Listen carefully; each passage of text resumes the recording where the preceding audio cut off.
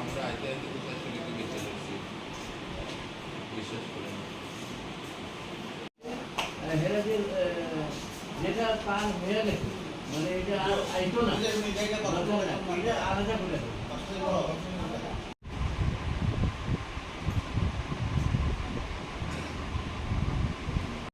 গতকালকে গভীর রাতে আমাদের কাছে একটা সোর্স মারফত ইনফরমেশন আসে যে ছোট কুটনাতে একজন কান্তামণি দেববর্মার বাড়িতে প্রচুর পরিমাণে গাঁজা, শুকনো গাঁজা স্টোর করা আছে।